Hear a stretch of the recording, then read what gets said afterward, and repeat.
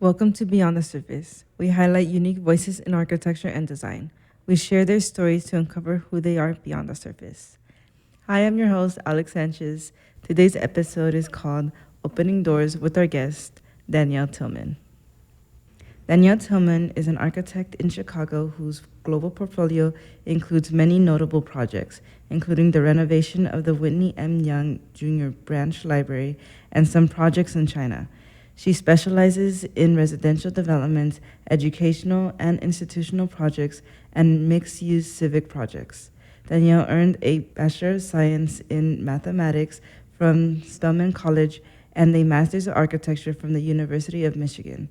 Danielle is a 2021 AIA Young Architect Award recipient, 2019 AIA Illinois Allen Madison Service Award recipient, and a 2019 Crain's Chicago Business 40 Under 40 recipient.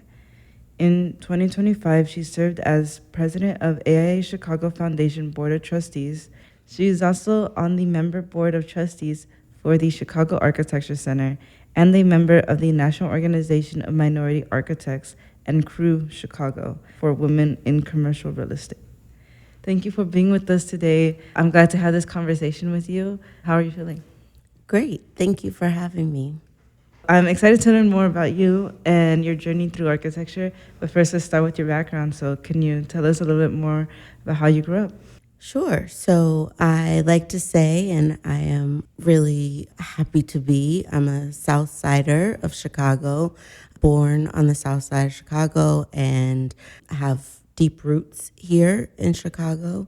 But I moved to Knoxville, Tennessee when I was about 9 years old. Father became a provost at the University of Tennessee in Knoxville, and so we moved down there begrudgingly, but we did. And really my journey in architecture kind of, I think, started at that point. Interestingly enough, my father and my grandfather, they were all technical people. My dad actually, his background is in industrial design, even though he became an educator and administrator. And so when we would come back to Chicago to visit family and my grandparents, the thing that I would love to do was to just drive around the city. I just wanted to see the buildings. I wanted Drexel, which is not too far from here, is one of my favorite streets in the city because I think of the brick, the gray stones, the brownstones, all of that was just really, really interesting to me. So that was kind of how my love of architecture started. I think it was kind of about being home and what that really meant. So that was how I started into loving architecture. You had this connection to architecture, like going through cities, being introduced to like some of the urban fabrics, but also having that connection at home. So when you went into college, you ended up studying mathematics. So what drove that decision? I wanted to be an architect. I knew that that was where my journey was going to lead me. I think around the sixth grade or so, I was all in. In high school, I took drafting classes, the only girl in the drafting classes, but I wanted to attend Spelman College more. And so Spelman did not have and does not have, it's a liberal arts college. And so we had a dual degree engineering program. So I said, well, that's close enough, right? And I could do my liberal arts degree, which ended up being in math at Spelman, and then you would take 2 years at another institution. A lot of times people went to Georgia Tech because it was right down the street and very convenient. So I was going to do civil engineering at Georgia Tech and math at Spelman. About my junior year, which is the time that you have to make the decision to switch, I said, no, I still want to do design. I still want to do architecture. And so I stopped the dual degree portion, the engineering portion, continued with my math degree, and then started to look into how I then pivot and go into architecture.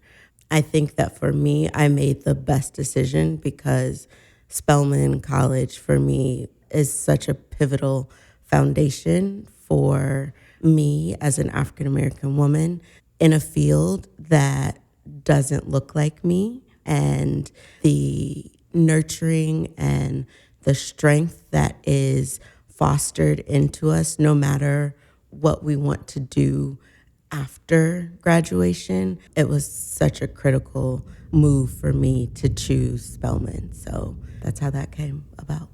So Spelman College is a women's college and based in Atlanta. So how was it like going to a school full of all women and also just to move from Tennessee to Atlanta? I will say Knoxville was an important place for me to grow up.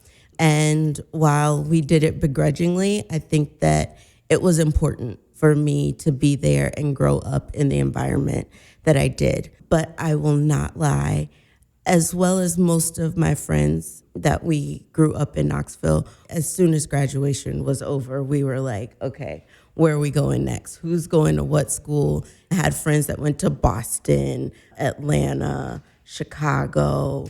I mean, we just descended on the rest of the country as quickly as we could. So going to Atlanta, it was close enough to my parents. It's about a 3-hour drive to Knoxville. So it was close enough that I could happen home if I wanted to, but it was far enough away that it really was a different place, right? It was a different world. So that was great. Spelman is an HBCU. It is, as you said, an all-women's institution. And that place, it's just exciting. There's such a rich history. There is a diversity that people don't understand because they think it's got to be homogenous, right? Because it's all women and they're all Black. That's not how it feels at all. You have people from around the world. I had classmates from different countries in Africa, in Europe. A friend was from Bermuda, the Caribbean. Like, you had so many different lived experiences that it was really actually very rich and unique. But at the foundation, especially being in the US, we had some shared experiences, and we knew going into different business and different platforms that we were going to have some experiences or come up against some things that we were all going to feel. And so being able to have that kind of camaraderie was just different. And for me, it was what I needed to bolster me, to give me the self-confidence. And I didn't know it then. I didn't know that I would need that foundation for what I was going to have to experience later on, both just in professionally and personally, right? So it was an amazing experience. Atlanta was fun as well. Atlanta's kind of unique, a little bit like Chicago. You know, Chicago, we have all these different institutions here, which makes it really rich in both culture as well as like the academic things that go on around the city. Atlanta, very similarly. I think that there are, 6 or 7 different colleges and universities within the Atlanta area, which makes it unique. I knew people that were at Emory or at Georgia Tech or at Oglethorpe. And so you had all of this academic energy within the city that made it interesting as well. And then the history of Atlanta is very interesting, dating back to whenever, but then also the rich history of the civil rights movement, Martin Luther King, Auburn Avenue, and all of those kind of places filtered into our experience living in Atlanta as well. It was a really, I think, important time, especially growing up and matriculating in that. It opened your eyes to a lot of different opportunities and experiences. And I think that's very powerful because having a space where you're surrounded by people who look like you, everybody's coming from different backgrounds, makes it also feel like you could do it yourself. I think sometimes the hardest part of being like a woman of color in any field, even in this day and time, is just having that confidence. And you were able to have that foundation where you're able to build that. So what was it like to go from Spelman College to the University of Michigan?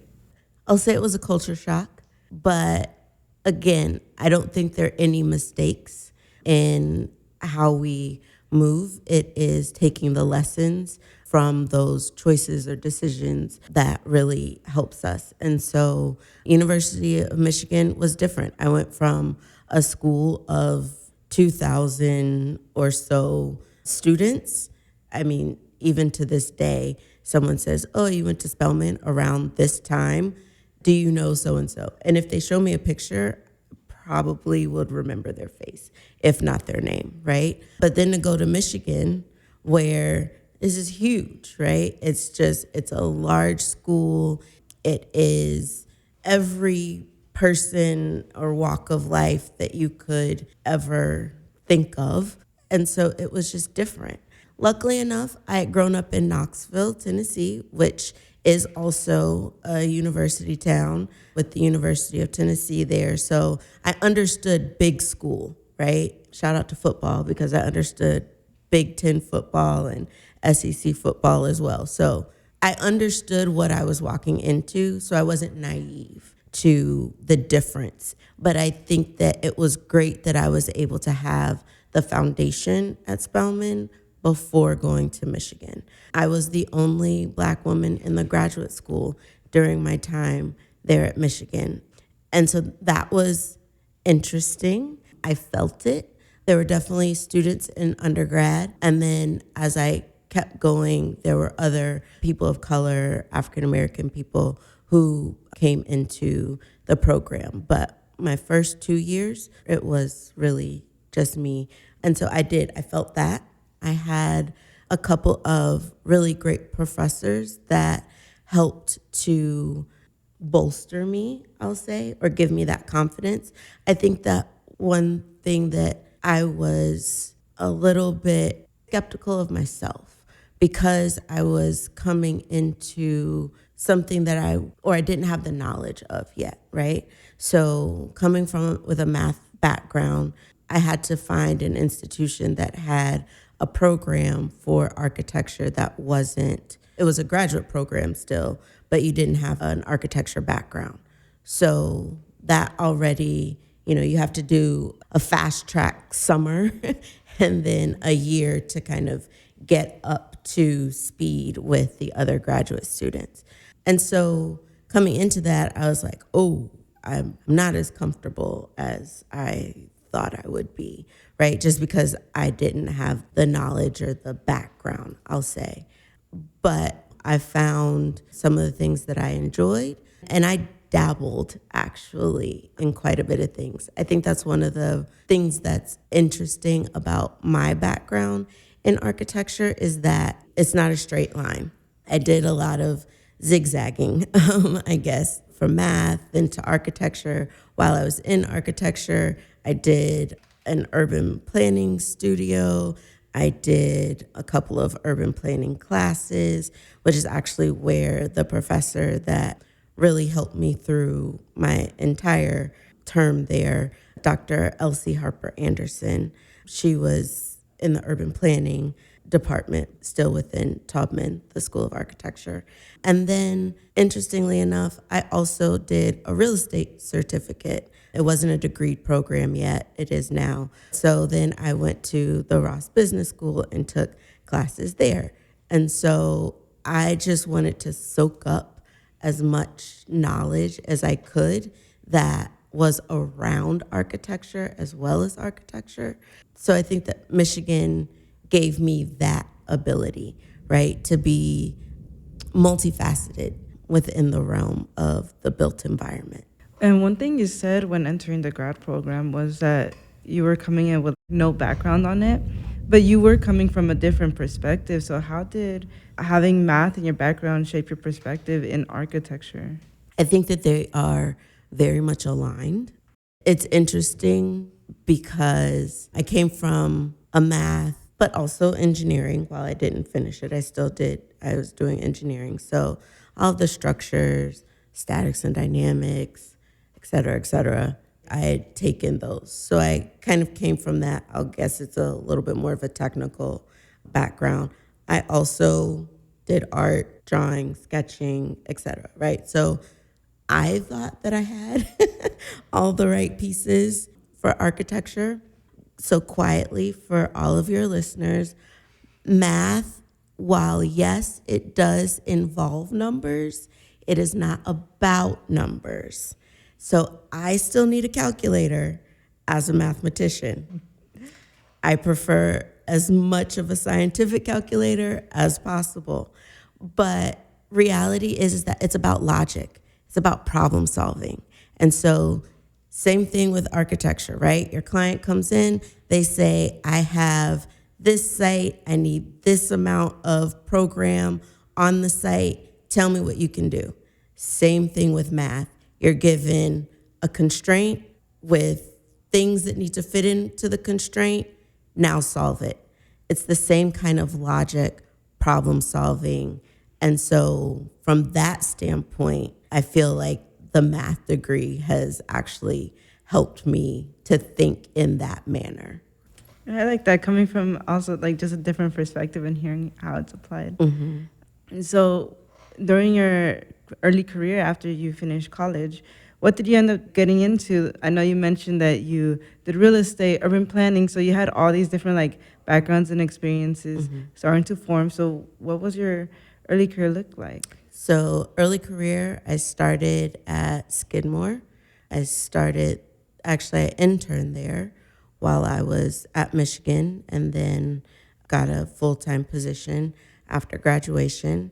Interestingly enough, I did kind of focus on urban planning quite a bit once I joined Skidmore for my first position. I had a unique experience at Skidmore, but that's because I was working on the 2016 Olympic bid. So for the first 3 years of my career, I was working on the Olympic Village, not too far from here. Now we know it as Bronzeville Lakefront. It was the Michael Reese site. We were looking at putting the Olympic Village there.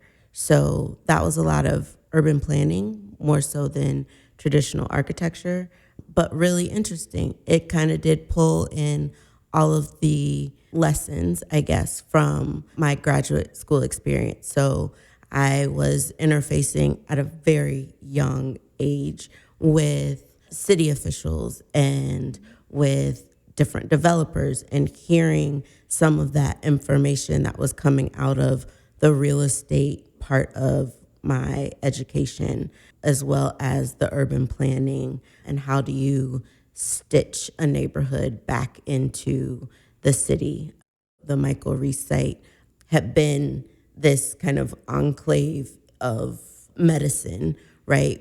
But it didn't really align or come back into the city. So when you start to look at how do you re-engage that area into the city with a residential area, with some mixed use program, so that it really does start to come back alive and integrate with the neighborhood and the city. That's how I spent literally my first 3 years in the field. And during that time, you worked at Skidmore in Chicago, right? Yes. So you also had to move from Michigan. Michigan to here. Yes. But as I said, Chicago's always been home. At that time, I still had grandparents that were still here, other family. And so I would come back from Michigan, 4-hour drive. I'd come back, visit family and friends all the time. So I think that for me, I always wanted to come back to Chicago. Probably a little bit of that 9-year-old girl who got snatched out of the city, always wanted to come back. But I'm going to be honest, I know there are other cities in the country that are great for architecture. However, we live in Chicago, right? The skyline is amazing.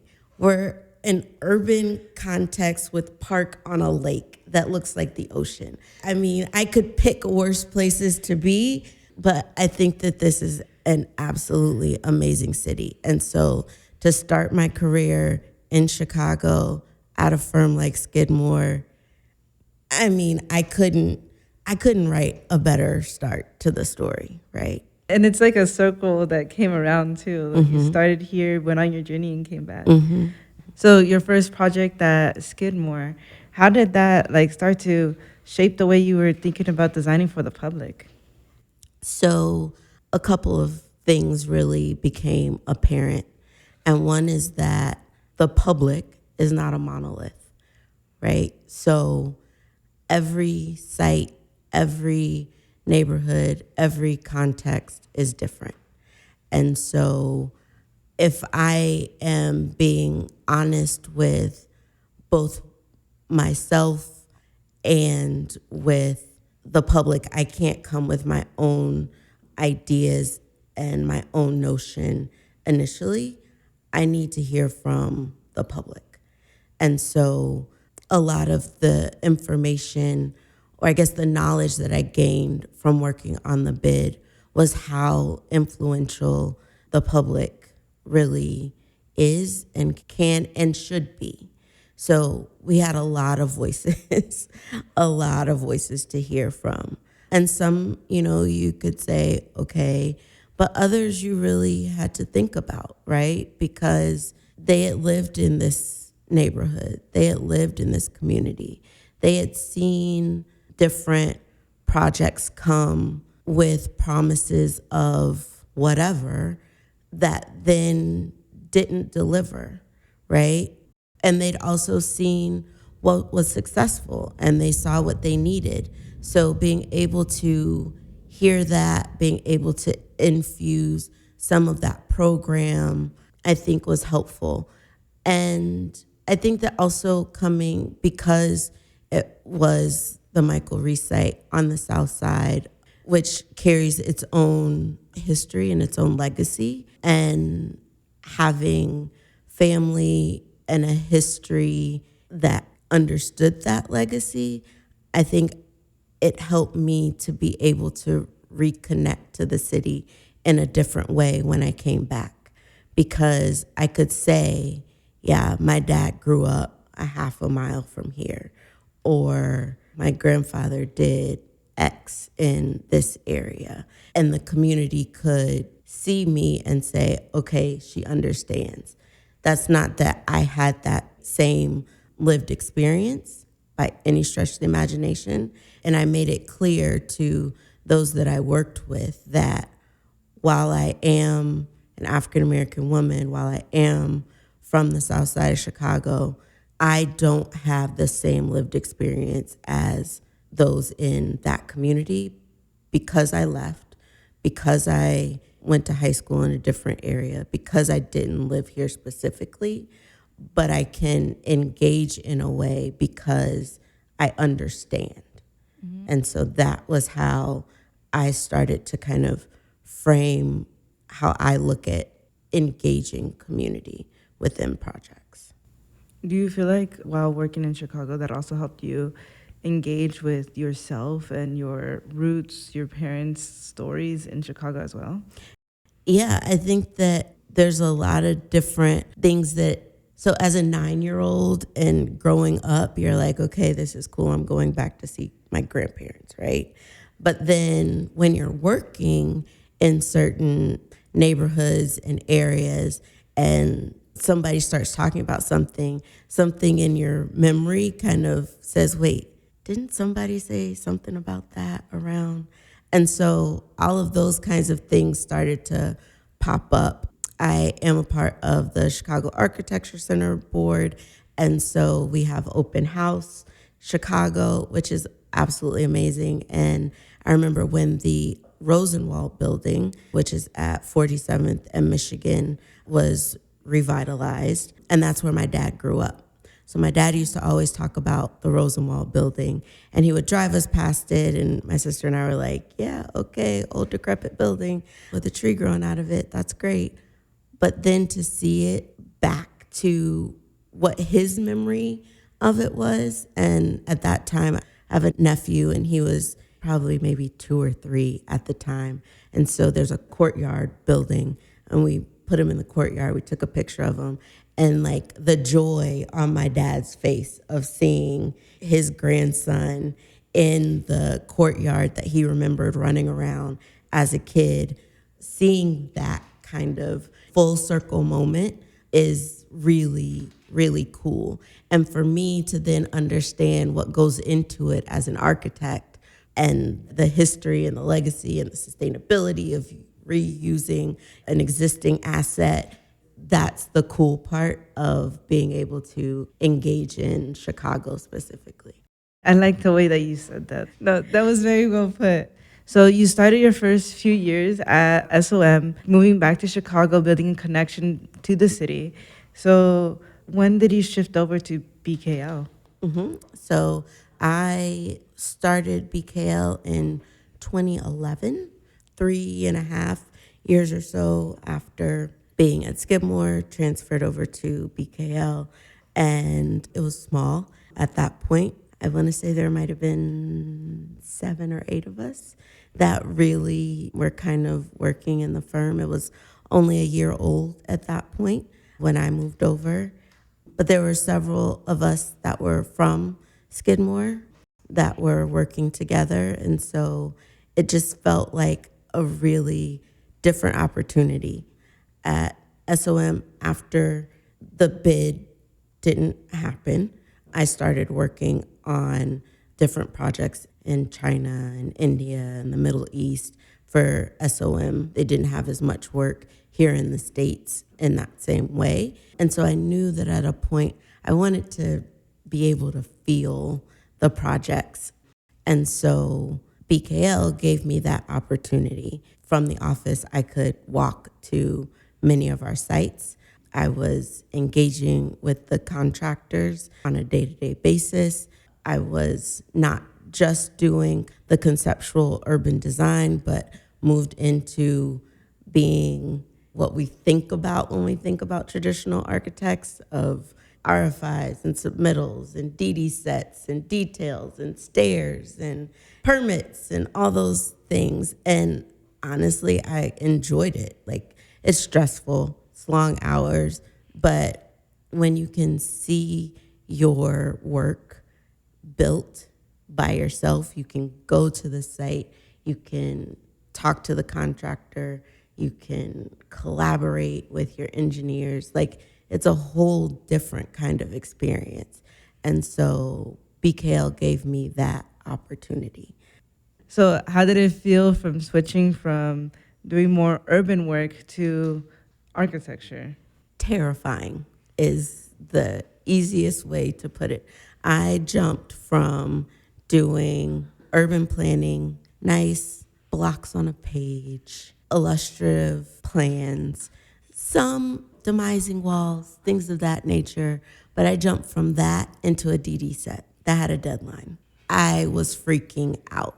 And once again, kind of like when I was back at Michigan and I got jumped into from math to architecture, I was like, whoa, I don't know what I'm doing. And I started to second guess myself. But the reality is that I just needed to ask questions, ask a lot of questions, and really just learn, like, just soak it up. I was gonna make mistakes. I was gonna make a lot of mistakes. I did make a lot of mistakes. But I was not shy about being able to go back, fix that, talk to someone if I didn't think that it was right, if it didn't make sense. And you guys are probably too young for this, but at that point, we were in CAD, we weren't in Revit. And so when you make a mistake in CAD, it's a little bit different. Like, you gotta really go back and fix stuff. But I learned how to do it, right? And then I was able to progress. But it was very, very scary. But once I started to learn how to do it, I was hooked. I was like, this is cool. And I think that part of it for me was the problem solving part of it, and then being able to see the end result of this, like, detail. And I'm really, really strange because I actually used to love stairs, like doing the stairs for the projects. And okay, so I'm a little weird. That's fine. But I actually really enjoyed that. So that I think that can give people an understanding of, like, how my brain works. Like, if that's where I can find some joy, then I probably do have some problems. But that's a different conversation.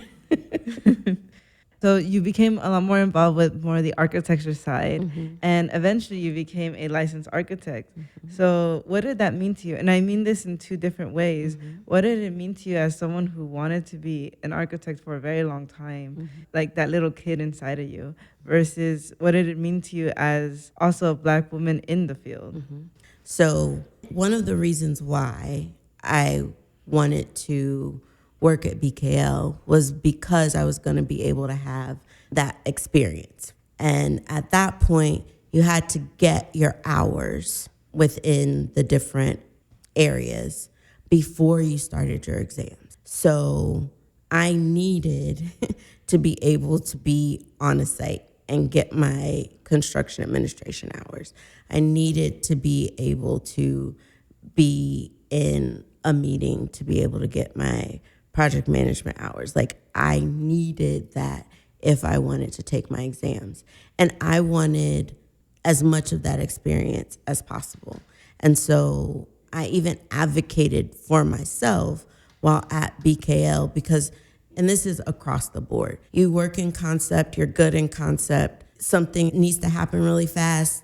I'm guilty of that when I've had staff and I need to staff something. It's like, okay, who's going to do it the quickest and the fastest and get us a good product? So then you get, you start to move into doing kind of the same thing. But I spoke up for myself, which I tell people across the board to do all the time. And I was like, I really want to work on a project, and all the way through. And at that point, we were working on Wolf Point. It was the residential portion, so Wolf Point West, which is the first tower, the residential tower. And I actually worked on what is the least glamorous part of the project. However, I still believe the most important, which is the plaza and the parking garage.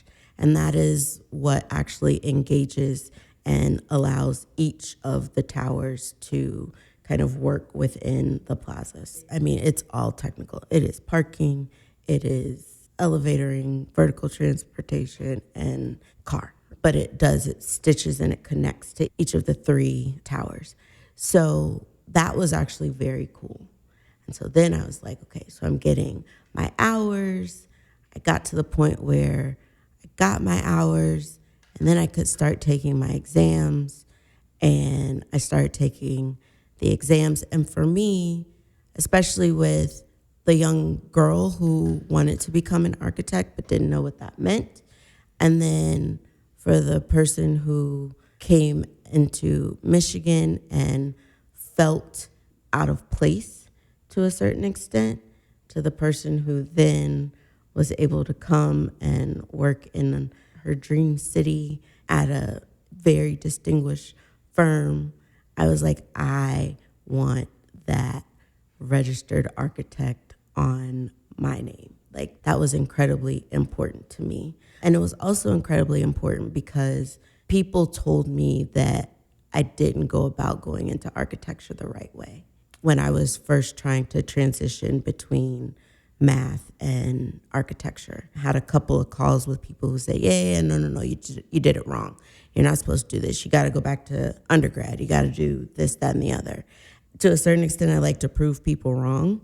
And so that was also, so I had all of these things that made me want to strive to make sure that not only am I working as an architect, but I am an architect. And so I took the exams. Hardest thing to do is to take exams and work, and you don't have a life. So like, that's not an option. If you're looking to have a life and work and do your exams, one of those is going to take a back seat. And typically it's the life part. But I studied, I failed some exams, but in the end, pushed through. And I remember, because now you guys, you get the tentative pass or fail as soon as you take it. We had to wait. So my first exams, I had to wait like 6 weeks before they mailed it. Then started to get a little bit more technologically savvy, but I still had to wait a week. And the information would be available probably at like 5 a.m. But I didn't want to know. for my last one because I was like, if I have to do this all over again, I don't know what I'm going to do. And so I waited until after work. I walked around downtown. I think I went shopping before going back to my car. And I got in my car and I checked it on my phone and it said that I had passed. I laughed, I cried, I screamed, I think all at the same time. It was the most fulfilling moment that I think I have had to date because it was all the emotions of all of the things that culminated at the same time. And I started calling people and everything. But it was exciting in that way, but it was so fulfilling. And now I can say, right, like legally, I am an architect and have the ability to influence architecture in a very specific way. That's very beautiful. I feel like growing up in a time where there's a few more things that are established, it's always like really nice to know that someone could make their dreams come true. And I also feel like since I'm a first generation or was a first generation college student, it's always hardest to like be the first to do something different in your family. And then when you realize that it's not only different in your family, it's kind of different in the world. It's like more challenging. So it excites me to hear success stories like that. And I think that it's important for people to realize that they do have the ability, no matter what your circumstances have or were. We're fortunate that we have the ability to dream big and then to make that happen. It may not be a straight line. It won't always be easy. It rarely is. But if you have the perseverance to believe in yourself, you can navigate in a way to make those things come to reality. So we're gonna go back a little bit. Okay. Since you talked about how there was many times in your lives where you had to make a big shift, make a big change when you first entered the architecture field or when you went from SOM to BKL. Can you talk a little bit about some of the mentors you had along the way as well? Yeah, I've had couple of things. I'm actually an introvert, but when I get the energy, I enjoy really learning from others and their experience and maybe soaking up something that they can help guide me to something that I didn't understand or wanted to think about. So I've had some very important mentors. I mentioned Dr. Elsie Harper Anderson, who helped me kind of through my journey at Michigan. And I'll go even further back to two individuals. So one, her name is Gwen Brown. She's actually an urban planner. I guess I have this affinity for this urban planning. She was an urban planner in Knoxville, African-American woman who was a senior vice president for a large firm. Now it's called Barge Design Group. At that point, it was Barge, Wagner, Sumner, and Cannon. And she allowed me to shadow her or intern while I was in high school. But the firm was large enough that they had engineers. It was multidisciplinary, engineers, architects. And so she allowed me to shadow her, but then she allowed me to speak with all the different professionals within the office there in Tennessee. And one, to see her just without the conversations, without the shadowing, but be able to see an African-American woman in the, I'm giving my age now, mid 90s, to see her at that level within that type of business structure was already something that allowed me to understand what's possible. So that's even before any conversations. She helped me to see that. But then even to this day, I can reach out to her and I tell her, and I always give her her flowers because she is the one who set me on the path to being able to be where I am today. And so for her, I think that it's incredibly important to do that. And so that's one of the reasons why I'm so active and a serial nonprofit board member and those types of things, because I want people to be able to see what is possible. If you don't see yourself or someone who looks like you in specific arenas or roles, you have a tendency to not necessarily feel that that's attainable for you. And so I want to be as visible, not for me. Trust me, I would prefer to just be at home watching like rom-coms or something. But I think that it is incredibly important for me, since I have the platform, to be able to use it in that manner. And that stems from what Gwen Brown did for me many years ago.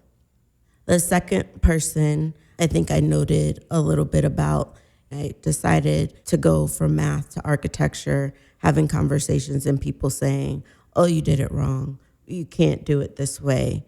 This is how you do it. This is the straight path. There was a gentleman here, his name is Raymond Brody. He's an architect, since retired. And he actually, interestingly enough, had this influence on several people that I've met since then. But during my junior year, I believe it was, in college, he allowed me to intern, really shadow him as well. It was a small firm. He was doing residential, some civic community spaces, things of that nature. But he allowed me to shadow him as well.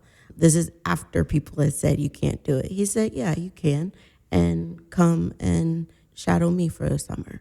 He reinforced to me that I could do something. And it's not the traditional, the typical mentorship that people kind of think about, of you sit at a table and you're going back and forth with conversation. They just walked me through. They took me along with them and showed me what was possible. It was then up to me to be able to make decisions, choose the path, ask for additional assistance or whatever, but they took me along with them to be able to see what was possible. And so that was the mentorship that was pivotal in me setting on the architectural path. While I've been in it, I've had many people who have just been support. And I think that understanding support is very important. People talk about having, within your organization, within your professional career, having an advocate and having a sponsor. Those are two different things, or a mentor and a sponsor, I'll say. So the mentor is kind of that person who does kind of take you along with them, who has the conversations with you, who you can bounce things off of. The sponsor is the person who's in a room that you can't get into yet. They're in some type of leadership position, and they will say your name while they're in the room and you're not, to be able to open a door for you. And it's important to be able to understand, to have both of those. And so I've been lucky that I've had both.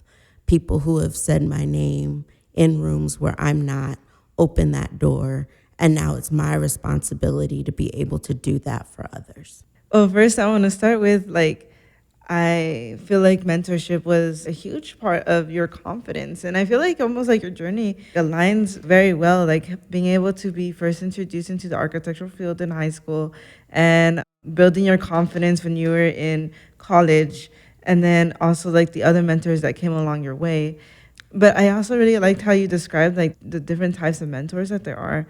Like there's the few that you sit in front of and you do talk with. I have a mentor like that where we were like assigned. Mm-hmm. And then there's the mentors who kind of just like take you in and show you the way, show you that it's possible. Mm-hmm. I feel like mentorship is a huge thing, but also just seeing that it's possible is one of the most important parts of trying to make it, especially in a world that you don't always feel like you can. Mm-hmm. And also you ended talking about the people who do help open doors, the people who sponsor you. And in a way, you've also kind of become a sponsor yourself with your roles in like AIA Chicago Foundation. Can you talk more about when you started entering those roles in Chicago? Mm-hmm.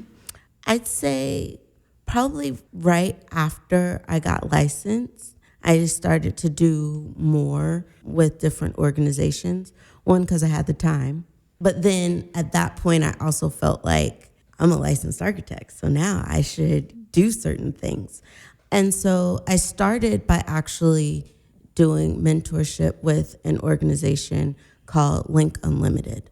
And that is for high school students, typically black and brown high school students, who the program actually helps them in either parochial or private schools within the Chicago area, and then mentors them into select colleges and universities throughout the country. So it's a really interesting kind of program, but they gave me a mentee and I tracked them throughout their 4 years in high school. It's a really, really great project, 50 plus years of history in what they do. That was kind of my first jump into kind of that mentoring, which was really interesting and engaging and fun. But then I did want to make sure that I was able to pivot into some architecture-based organizations. AIA Chicago Foundation, actually kind of a coworker who was rolling off of the board said my name to kind of take her place on the board, and that's how I got into the foundation and was able to, I guess, work my way up to being, last year I was president of the foundation, and I'm really, really proud of the work that we've done over the time that I've been in the foundation, the last 3 years of which I was an officer. And kudos to the presidents who came before me. And I'm not going to name everybody because I'm going to mess up a name, but I am going to name people. So Chris Ann Marie Spencer, Chris Schwedick, Grant Euler. I'm going to miss somebody, and my apologies. Please don't hate me. Gina, there's so many, but they really started to look at how do we support the foundation in a different way? How do we create a sustainable model for the scholarships, the grants, the programs, and how do we focus in on what are now the taboo words of diversity, equity, and inclusion so that we really do set up the architecture field for the next generation.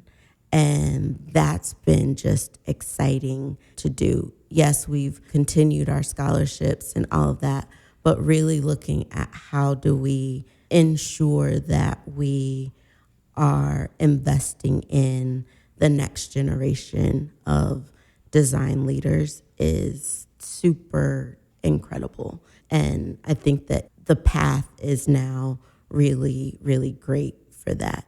So that's, I think, where a lot of what I experienced and everything in my past has kind of met up with what I've been able to do today. And the buildings that I've worked on, those things will make an impact in one way, but then this will make an impact in the future of our profession in another. Can you talk more about taking on leadership roles and using that as advocacy in the field? Yeah. Again, it's my responsibility. I think doors were open for me, so I got to continue to both keep those doors open as well as open new ones. And so I think that you can do that in many ways, but if I can be in a leadership position to kind of filter that on through, then that's an even stronger manner in which to do that. I tell people all the time because, of course, race comes up and things of that nature. And oftentimes that may be in a bio that people put that into my biography. And I say that's really not necessary, because when I walk into a room, you're going to see an African-American woman. But it's what I do with that is more important than me just being that. That is who I am. It's ingrained in who I am. I'm never going to position myself away from that because that's my reality. But it's what I do with that, being one of few Black women licensed in this country it's my responsibility to ensure that if there are others who want to do that, that I help them find their path, not mine, their path to be able to get to that. One interesting thing is that sometimes people that I know, they're saying, oh, my nephew or my daughter or whatever wants to be an architect. Can you talk to them? And usually they think I'm going to say no, but I always say yes, because it's important just to have somebody to say, yeah, I can help you, or I can introduce you to someone, or something like that. Funny enough, one of my classmates from Spelman just recently reached out to me.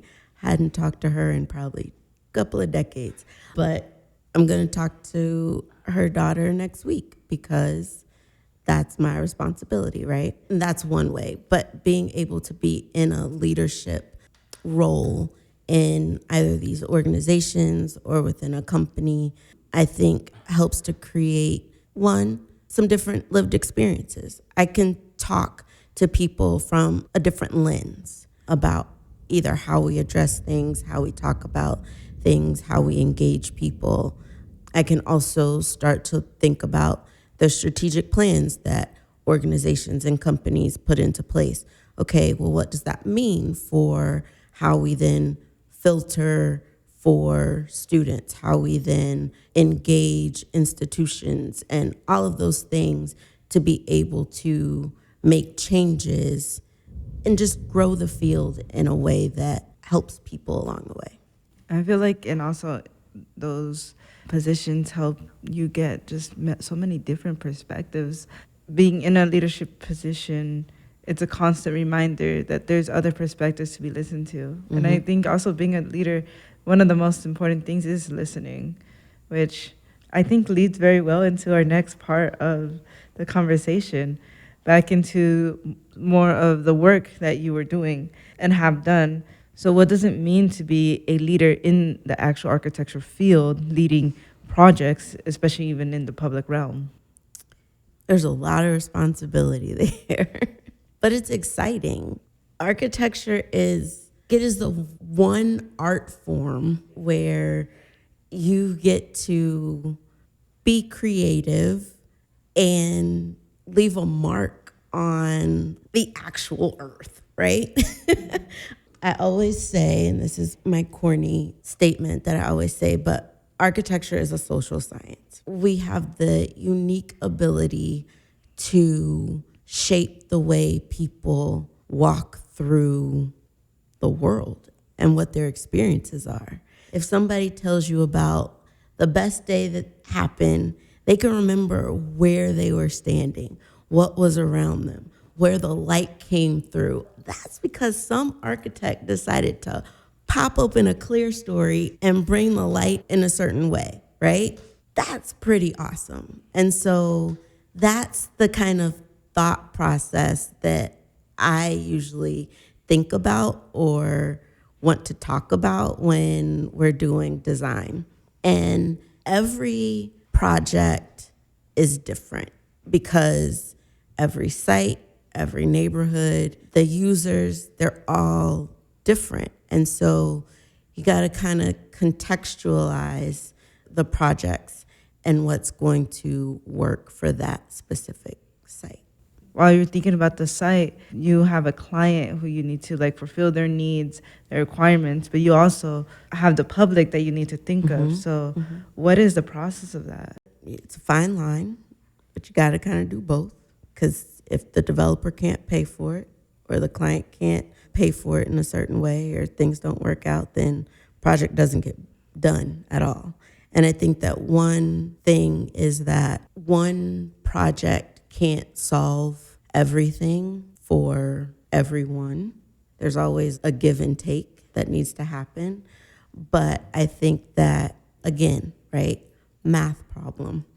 Given a site with constraints, the building constraints that you have to do to meet code, you have the zoning constraints, you have the budget and the program from the developer, and then you have the voices of the stakeholders in the community, right? You got to manage all of those people to be able to get to an end product. I think that listening is one thing. So when you have community meetings or things of that nature, being able to hear what they're saying, but also being able to translate some of the needs of the client for the community and vice versa is helpful in that engagement, because everyone doesn't understand like the fine print of the projects. And so being able to use your voice to translate the needs and the what's and the whys, I think is helpful when you are designing kind of in that public realm. And then also being able to have ideas that you can discuss with the client. Okay, well, when we were in the community meeting, we heard that, and we know that the city is looking for X. So what if we did this, which still meets the program that you need, but it can position it itself in a way that meets this and this. So then there's a give there. Being able to have that kind of conversation, it may not work, but being able to have that conversation, being able to bring your ideas, your knowledge to the table, I think often helps make a project more rich and starts to have people engage with you in a different way. So how do you make communities feel involved in the design process or invested into?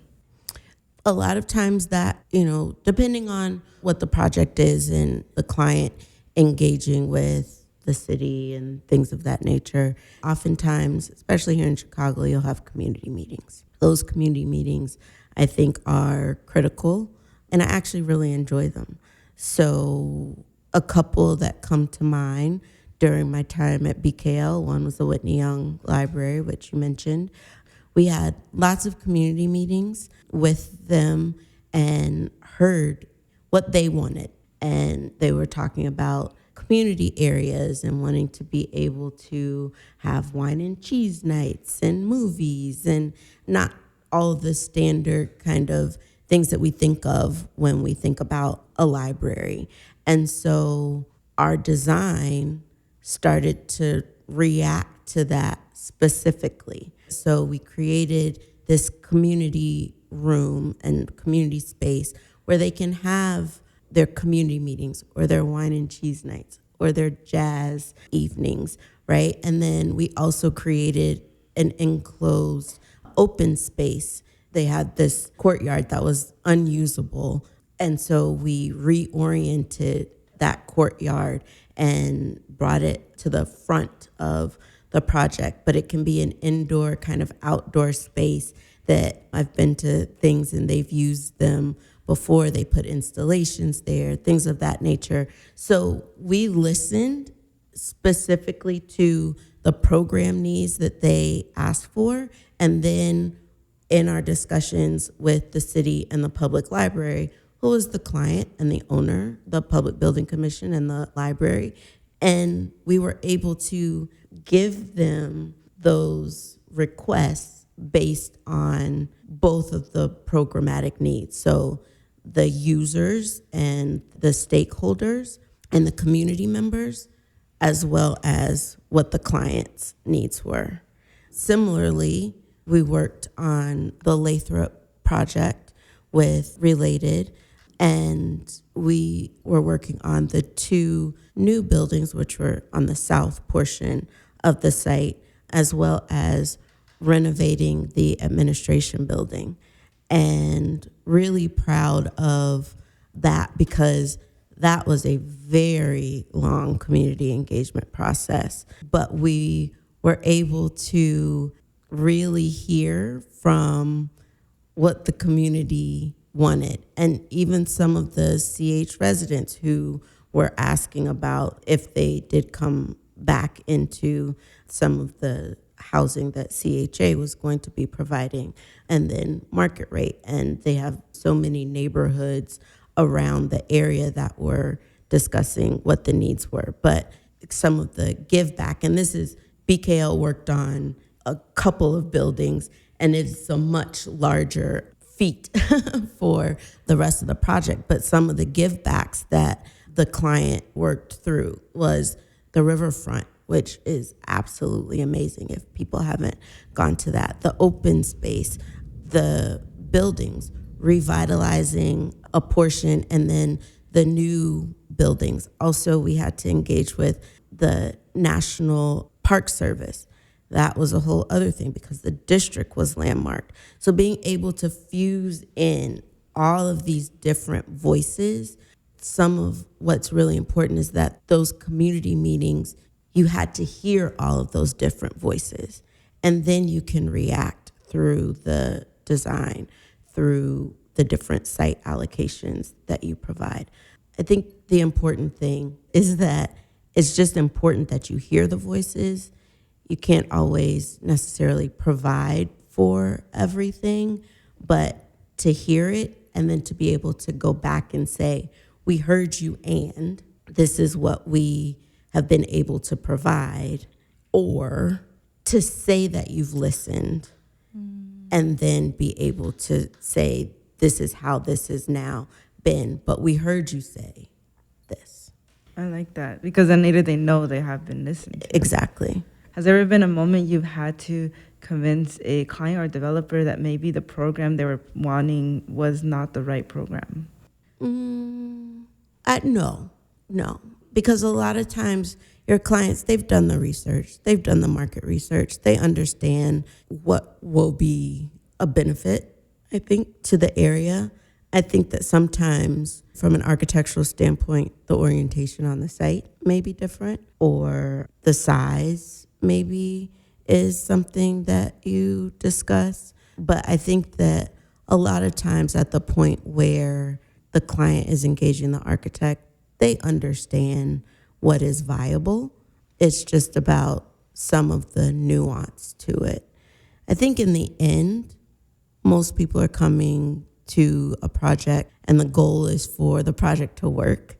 Everyone wants the project to work. It's just how you get there. Yeah, and I think that's really good since since I haven't worked on like projects that big, so that was why I was asking. But I think it's exciting to know that they like have done their research and they know a little bit more about the project before creating a project.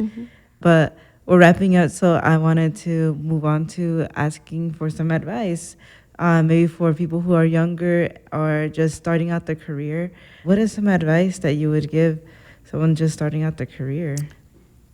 Just starting out the career, I would say ask a lot of questions. I would say to make sure that you speak to or find yourself a mentor, and then also find yourself a sponsor. So with the mentor, I would say don't think that you're being too pushy, if that makes sense. A lot of times we want to meet someone or we want to say something to someone or we want to get their advice, but we think, oh, they're too busy. They're too busy, so I'll just wait. No, don't do that. Put yourself in a position. They'll tell you what kind of time they have. It may be down the line. It may be, hey, this month is really rough, but let's circle back in next month and send me a message and we'll find some time to get together. Do that. Step out of yourself. A lot of times we as architects are introverts. We're a little bit more nervous. We just want to kind of get in, put our head down, do the work and keep going. But I think it's important for your growth and development to find people who will advocate for you and be a support system for you. So don't be timid to go outside of yourself and find those people. I like that advice. Thank you, because I feel like that is needed, the mentor and sponsorship. I feel like I've always leaned towards the mentorship. I almost forget about the sponsorship. So I like that you really put emphasis on both.